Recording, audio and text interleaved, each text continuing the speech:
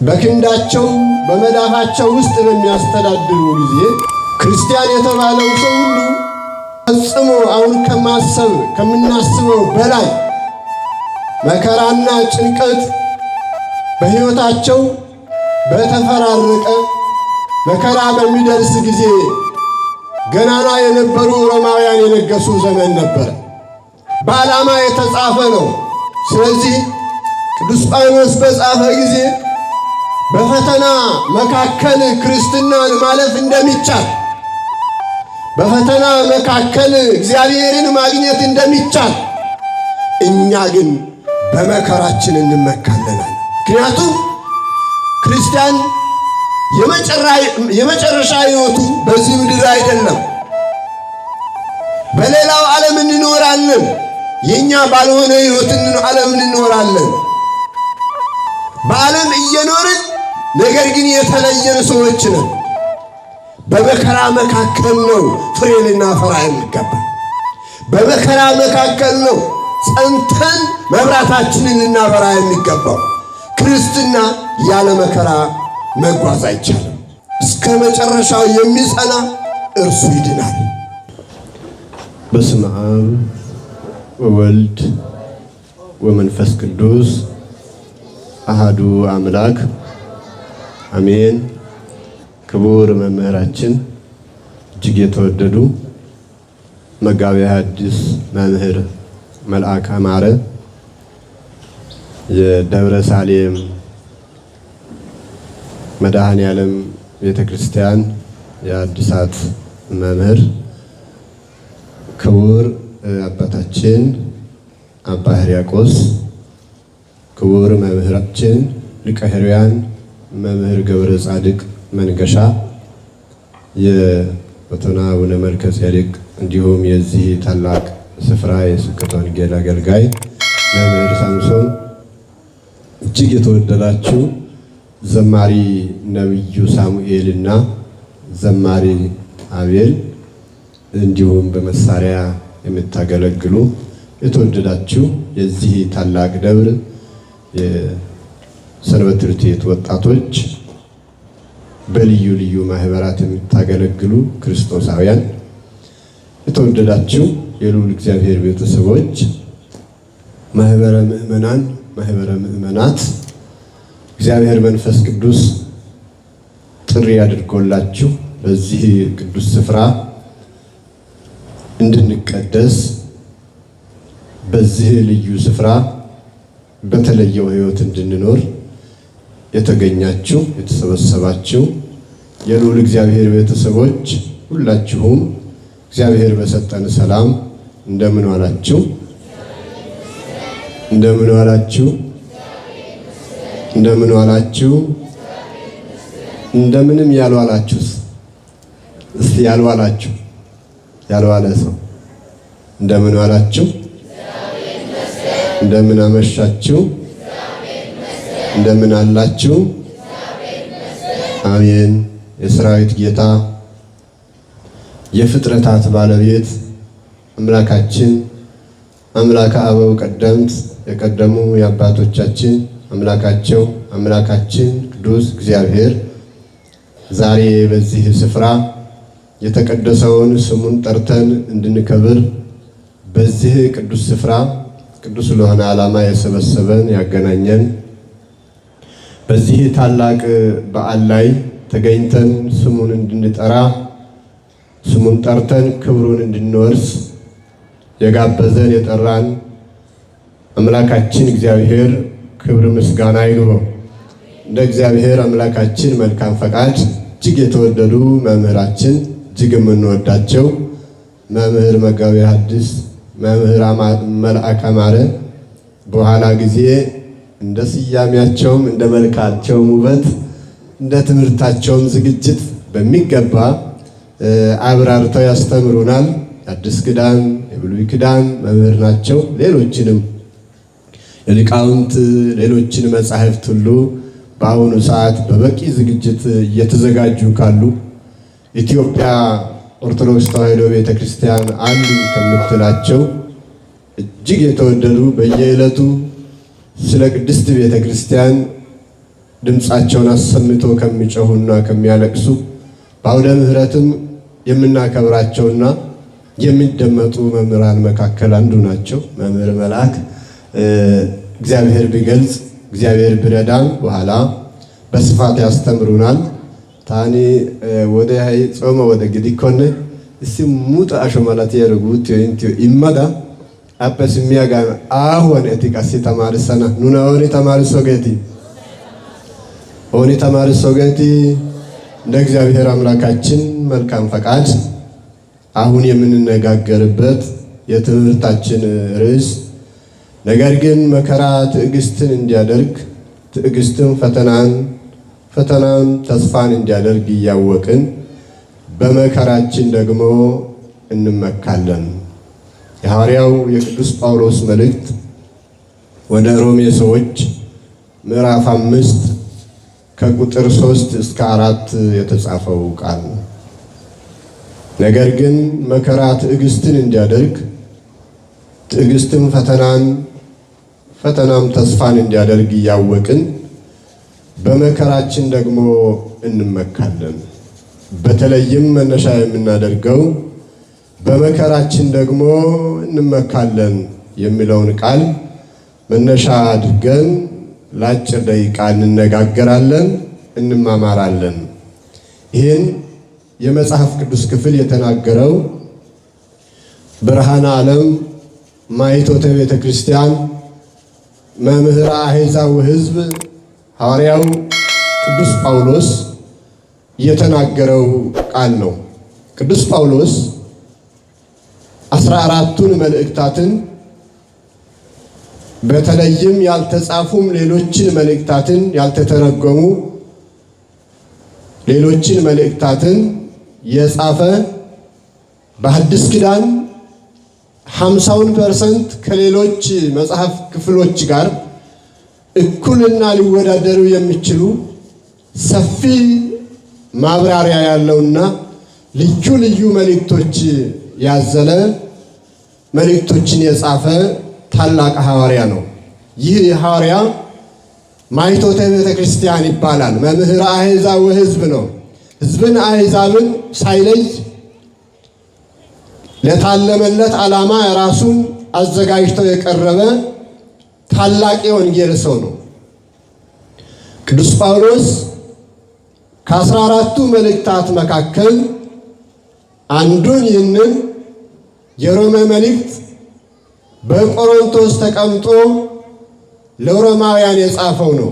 ሮሜ የሚለው እስከ ዛሬ ድረስ ስሟ ሳይቀየር የኖረ በሌላ አጠራር ጣሊያን ብለን የምንጠራት ሮማውያን ግዛታቸው ዓለምን ከጫፍ እስከ ጫፍ በክንዳቸው በመዳፋቸው ውስጥ በሚያስተዳድሩ ጊዜ ክርስቲያን የተባለው ሰው ሁሉ ፈጽሞ አሁን ከምናስበው በላይ መከራና ጭንቀት በሕይወታቸው በተፈራረቀ መከራ በሚደርስ ጊዜ ገናና የነበሩ ሮማውያን የነገሱ ዘመን ነበረ። ይህ የሮም መልእክት ወደ ሮሜ የተጻፈው በቆሮንቶስ ሆኖ እጅግ መንፈሳዊ የሆነች በመንፈሳዊ አገልግሎት የታወቀች የተወደደች ከነዳያን ጋራ የምታድር ከድሆች ጋራ የምትበላ የምትጠጣ ፌቤን የምትባል ሴት ከአህጉር ወደ አህጉር እየሄደች የክርስቶስን እውነተኛውን ወንጌል በዘንቢል ደብቃ የምታደርስ መከራው በጸና ዘመን ቅዱስ ጳውሎስ በቆሮንቶስ ተቀምጦ ለሮማውያን የጻፈው መልእክት ነው። አባቶቻችን ሊቃውንት የሮሜን መልእክት ለሰባት ከፍሎ ያብራራሉ። እያንዳንዱ ሰፊ ትንታኔ ያለው ነው። አሁን ወደዚህ ለመግባት ሳይሆን በአጠቃላይ ዳራውን ለመግለጽ ያህል ነው። ቅዱስ ጳውሎስ ወደ ሮሜ ሰዎች በጻፈ ዘመን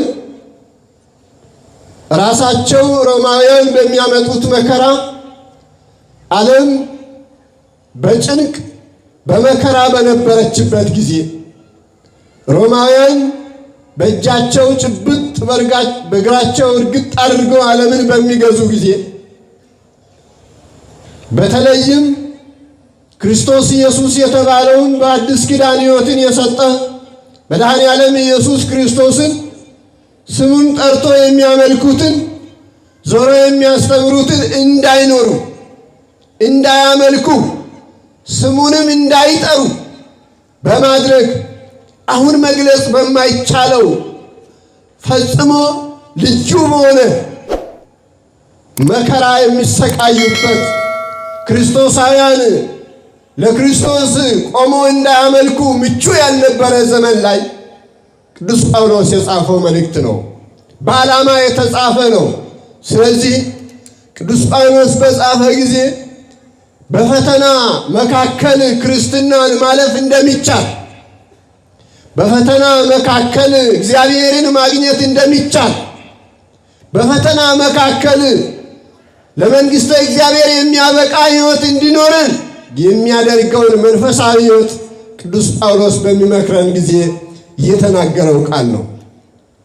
እኛ ግን በመከራችን እንመካለን በማለት በተለይም በልጅነት ምክንያት የመጣውን መከራ በልጅነት ምክንያት የመጣባቸውን ፈተና በትዕግስት እንዲያልፉ ትዕግስት ደግሞ መከራ በበዛ ቁጥር መከራው ትዕግስት ተስፋን እንደሚያስተምር በመግለጽ እኛ ግን በሚደርስብን መከራ በሚፈራረቅብን ስቃይ እንመካለን። ክርስቲያኖች መጀመሪያ የምንመካው በልጅነት ነው።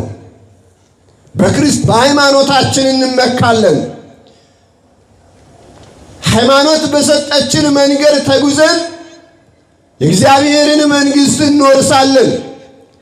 መንገዷን ካልቀየርናት መንገዱ የማይቀየርብን ከሆነ በመንገዷ ብቻ ተጉዘን የእግዚአብሔርን መንግሥት ወይም ወደ ገነት እንደርሳለን። ለዚህ በመከራችን በልጅነት ምክንያት ልጅነትን ስላገኘን የመጣውን መከራ በመቀበላችን ምክንያት የእግዚአብሔርን መንግሥት እንወርሳለን። ስለዚህ ነው ቅዱስ ጳውሎስ ይሄ ዘመን ለክርስቲያኖች ይሄ ዘመን በሮም ለሚኖሩ በተለይም በሮም ሰፍሮ ለሚኖሩት ድንኳን ተክሎ ለሚያመልኩት ስሙን ጠርቶ ተገዝቶ ለመኖር በምኩራብ ለሚሰባሰቡት የማይመች ዘመን፣ ስሙን ለሚጠሩት መራራ ዘመን፣ በስሙ ለሚዘምሩት ለሚያገለግሉት ስሙን ጠርቶ መንግሥቱን ለመውረስ ለሚተጉት መሰናክል የበዛበት ዘመን መሆኑን በመረዳት እኛ ግን በመከራችን እንመካለናል። ምክንያቱም ክርስቲያን የመጨረሻ ሕይወቱ በዚህ ምድር አይደለም፣ በሌላው ዓለም እንኖራለን። የኛ ባልሆነ ሕይወት ዓለም እንኖራለን። በዓለም እየኖርን ነገር ግን የተለየን ሰዎች ነን። በዓለም እየኖርን የተለየ በሌላ ደሴት የምንኖር ነን። ከዓለማውያን ጋር በህብረት እየኖርን ቤተ ክርስቲያናችንን በዓለም የምትኖር ብትሆንም ነገር ግን ከዓለም የተለየ ሕይወት የምንኖር ሰዎች ነን። ክርስትና ሕይወት ሩጫ ነው። ሯጮች በታላቅና ረጅም በሆነ ሩጫ ብቻቸውን ሳይሆን ተወዳዳሪ ባለባቸው ተወዳዳሪዎች በበዙት ብዙ ቁጥር ባለው ሩጠው የሩጫቸውን ሽልማት እንደሚያገኙ ሁሉ ክርስቶሳውያን የሆኑ በስሙ የተጠሩት እሱን የሚጠሩ በስሙ የተሰበሰቡ በእርሱ ተመክተው የሚኖሩት ሩጫቸው እንደዚሁ ነው።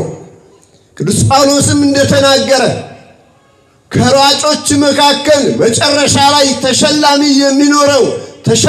የሚሆነው ሮጦ ያመለጠ ቀድሞ የገባ ነው በማለት ይናገራል። በዚህ ምድር ላይ ሁላችንም አብረን እንኳን ከማያምነው ጋር ብንኖር፣ እግዚአብሔርን ከማያውቁት ጋር ብንኖር፣ ስሙን ብቻ ጠርቶ ነገር ግን የአምልኮ ስርዓት ከሌላቸው ጋር ብንኖር እንኳን የምናገኘው ቀጥታ ኦርቶዶክሳውያን እኛ ነን እግዚአብሔርን። ወገኖቼ ሮማውያን እጅግ አስጨናቂ በተለይም ዘመነ ሰማዕታት የተባለ የክርስቶስን ትምህርት በኋላ ተቀብለው በተስፋፉ ኦርቶዶክሳውያን ላይ ልዩ ልዩ መከራ ደርሶባቸው ነገር ግን ከሃይማኖታቸው ሳይወጡ ሃይማኖታቸውን ሳያወላውሉ አባቶቻችን ቆይተዋል።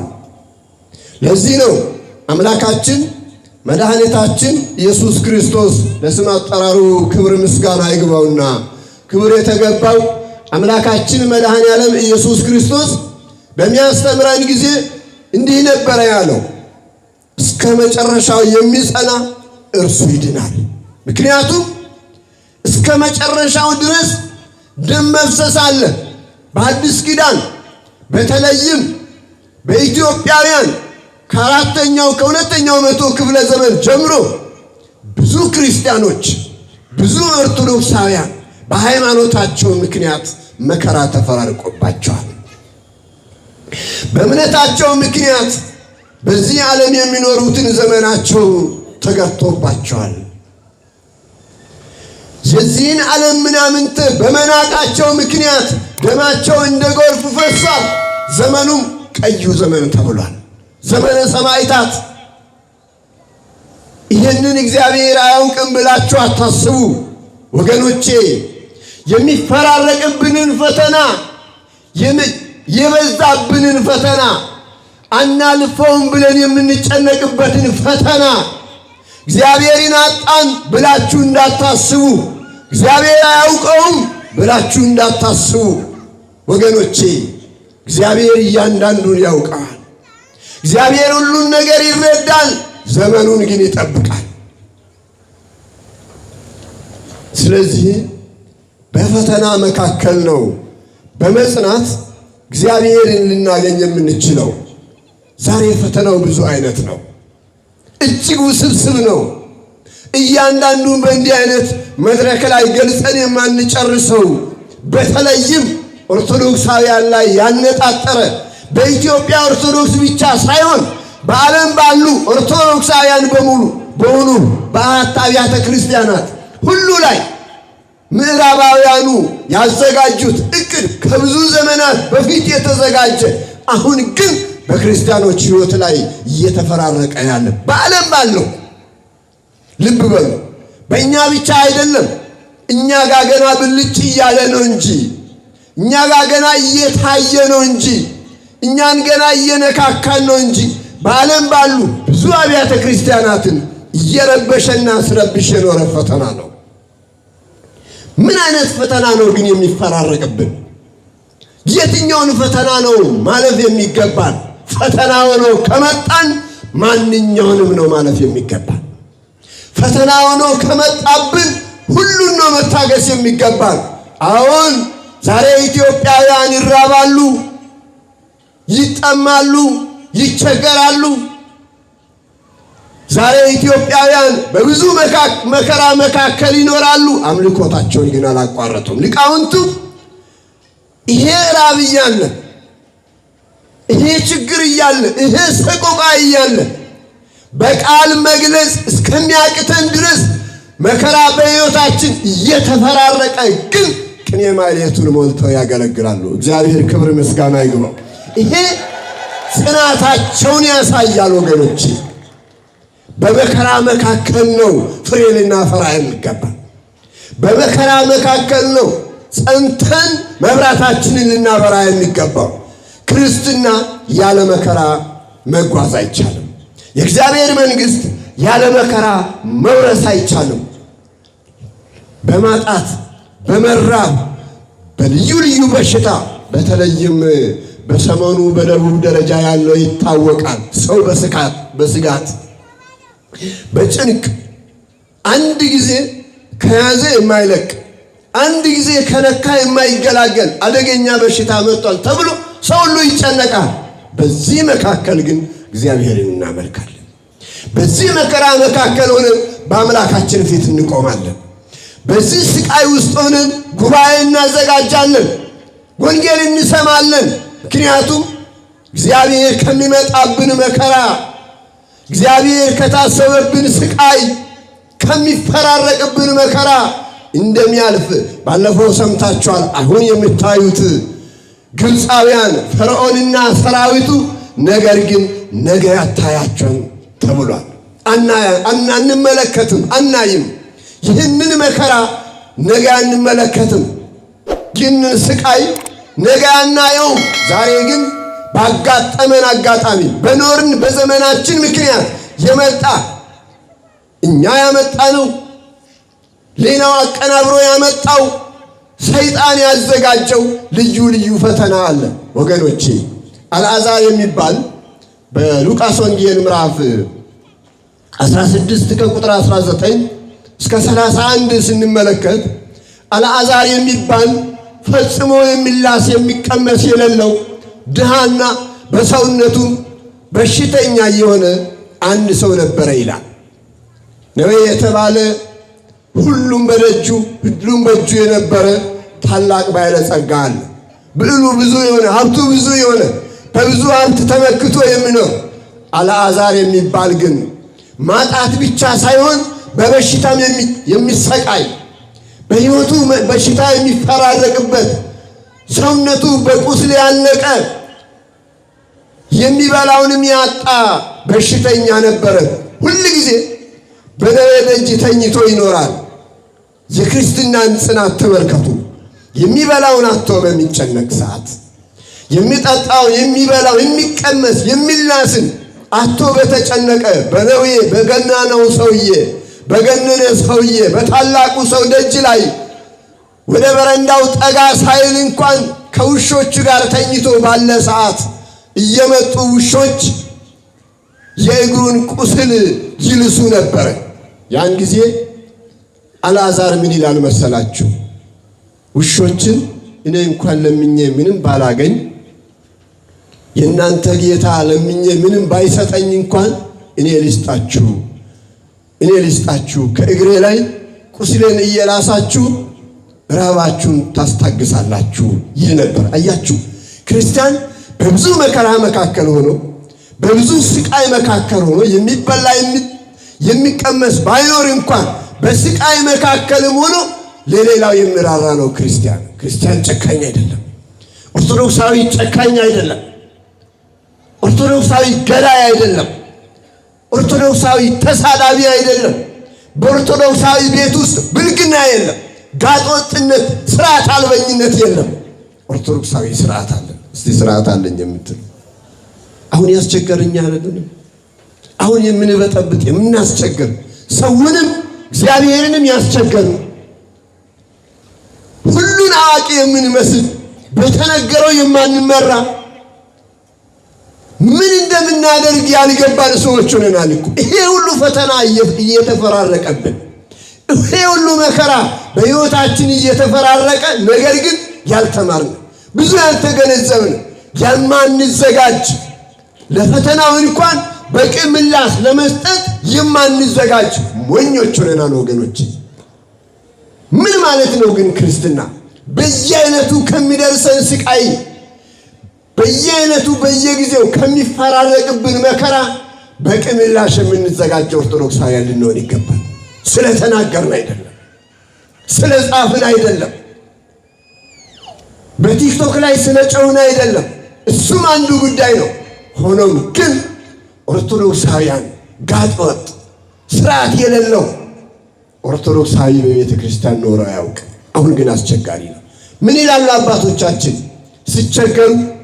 በቅዱስ ሲኖዶስ ጀምሮ ሲቸገሩ የውስጥና የውጭ ፈተና ተፈራርቆብናል። የውጭና የውስጥ ፈተና በዝቶብናል። ቤተ ክርስቲያኒቷ ራሷ የውስጥና የውጭ ፈተና በዝቶብናል። እኔ ግን ይሄ አቋሚ አይደለም፣ የውጭ ብቻ ነው ብዬ የማስበው። ምክንያቱም ከውስጥ ሆኖ የስልጣን ጥማት የያዛቸው ያሰከራቸው በስልጣን ሰክሮ የሚኖሩ ሰዎችን እንዴት የውስጥ ሰው እናደርጋለን? በገንዘብ የሰከሩትን በኃጢአት በስጋ ድሎት የተመቻቸው የሚኖሩትን የስጋ ድሎት የሚያሰክራቸው ምድራዊ ሀብት የሚያንገበግባቸውን መነኩሴ የሚመስሉ ግን ያልሆኑ ሰባኪ የሚመስሉ ነገር ግን ሰባኪ ያልሆኑ በሰባኪ መልክ ብቻ የሚኖሩ በቄስ ብቻ መልክ የሚኖሩ መምህር ተብሎ በመምህርነት ስም ብቻ የሚኖሩ እነሱ የውስጥ አይደሉም፣ የውጭ ናቸው። ምክንያቱም ገንዘቡ እነሱን ጎትቶ ወደ ውጭ አውጥቷቸው፣ ስልጣኑ ጎትቶ ወደ ውጭ አውጥቷቸዋል። የውስጥ ፈተና ማለት አንችልም፣ ሕይወት ስለሌላቸው ሕይወት የሌለውን ጉዞ እየተጓዙ ስለሆነ የውጭ ሰው ተብለዋል ሆነዋል። ነገር ግን ሲባል ሲጠራ የውስጥና የውጭ ፈተና እንዴት ገንዘብ ሊያሰክረን ይችላል ወገኖች? ትልቁን ስልጣን ይዘን ትልቁን ሀብት ተሸክመን በተለይም ሀብተ ክህነት የሚባለውን ትልቁን ጸጋ ተሸክመን እንዴት ገንዘብ ያታልለናል? ትልቁን ኦርቶዶክሳዊ ጸጋ ተሸክመን እንዴት ያታልለናል? እኔ ልንገራችሁ፣ በዚህ ዘመን እየመራን ያለው ማህበራዊ ሚዲያ ነው። ለማን ብዙ ተከታይ ያለው እሱን ብናገር ምን ይመጥ ማን እውነት ተናግሮ ያውቃል? አንድ ታላቅ ልቅ የሚጠላ ሰው ጠፍቷል እያሉ ሲናገሩ ነበር። አይተዋል ነበር። የሚጠላ ሰው በዚህ ዘመን ጠፍቷል። ለምን? እውነት የሚናገር እውነት የሚፈርድ የሚጠላ ጠፍቷል። ምን ሁሉም ምን ለመሆን ነው? ለመወደድ። ሁሉም ሰው በቲክቶኩ፣ በፌስቡኩ፣ በዩቲዩቡ ለመወደድ ሞገስ ለማግኘት ብቻ ነው። ክርስቶስን ለማግኘት ቀርቷል። ዓላማው ግን ክርስቶስን ለማግኘት ነው። በመከራችን እንመካለን። ምክንያቱም የዛሬ መከራ ለመንግሥተ እግዚአብሔር ያበቃናል። ምክንያቱም የዛሬ ስቃይ ለመንግሥተ እግዚአብሔር በምንድነው መጽናት የሚገባን? በሃይማኖታችን ከአባቶቻችን ያገኘነውን ኢትዮጵያዊነትን የምትዘምረውን ተዋሂዶን በመጠበቅ ኢትዮጵያዊነትን አንግበን ዘወትር በቤተ ክርስቲያናችን የሚጸለየውን የኢትዮጵያዊነትን ስሜት ላፍታ እንኳን ከልባችን ሳንሸረሽረው ምንም አይነት ጎሳም ይሁን ብሔር ሳይኖረን እግዚአብሔር ብቻ እንደፈጠረን አምነን የምንኖር መሆን ያስፈልጋል። ፈሪዎች ሆነናል፣ በቅባጮች ሆነናል፣ ለእግዚአብሔርም ለሰውም የማንመች ሆነናል። በሃይማኖታችን ልንጸና ይገባል።